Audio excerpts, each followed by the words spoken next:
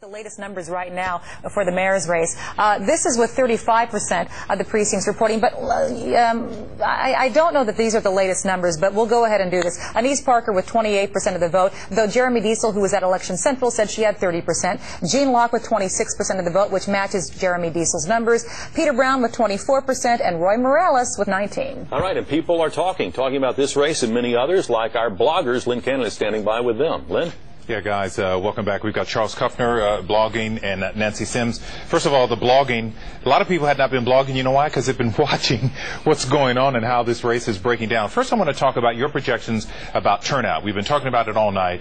We've been talking about roughly about 200,000, which is extremely low. Is that about what you thought, or is it lower than you even anticipated? It's a little lower than I originally anticipated. The question was, we saw a huge increase in early voting in 2008 because there was this persistent, consistent message from the Democratic Party in particular to people to vote early, and it was kind of a question as to how much would that carry over till this year. I mean, in previous mayoral years, about 22% of people voted early. You know, this year it's looking like maybe that'll be in the 25 to 30% range, and I think that has made the projections that people had for like 250,000 votes be an overestimate, because they might have been considering that we would have had the same rate of early voting. And for you, are you about in that same camp? I really expected it to be a little bit higher. I mean, we are making a very important decision here, and you would think that the public would engage. It's a little disappointing. I think the lack of negativity in the campaigns has kept interest low. Isn't that interesting? Yes, people tell us they don't like negative campaigning, Lynn, but really they do.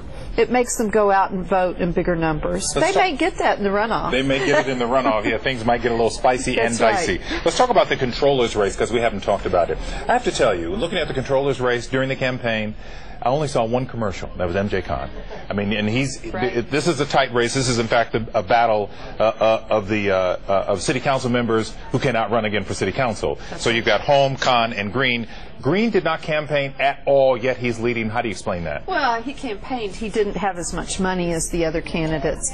But I think Khan's advertising really weighed heavily in this election. It's interesting that Brown's advertising doesn't seem to be having the similar effect.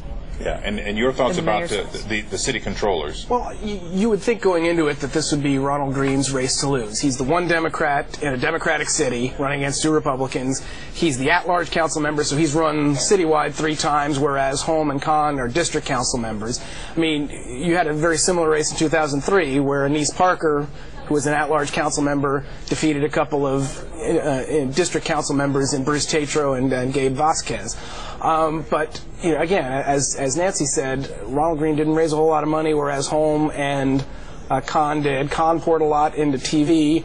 Holm poured a lot into attacking Ronald Green, some of which was, you know, the issue of Green's tax problems. Yeah, which hasn't seemed to hurt him based on the numbers. It's kind of hard to say. I mean, again, you know, a priori, if you looked at this race in January, you'd say this is Ronald Green's race to lose. Right. Yes. And so it's now, closer than you expected. Right, and now he's at 36%. You know, what could have been? Yeah. You know, that's what it comes down to me. And he's an at-large council member running against 2 district council members, so that should have given him a better advantage as well. So. Yeah. So, and Jeremy Diesel was talking about with close to 40% of the precincts reporting, 103 votes separating Khan and Holm, so it looks like a race for second, but we're not sure. I mean, we don't know which one of these 3 is going to end up and on that top. surprises me. If you know, I think everyone, you know, everyone would have agreed before today that it seemed like Pam Holm was in the stronger position for second place. She seemed to have run a more aggressive campaign, and she's coming from a district that has more voters in it.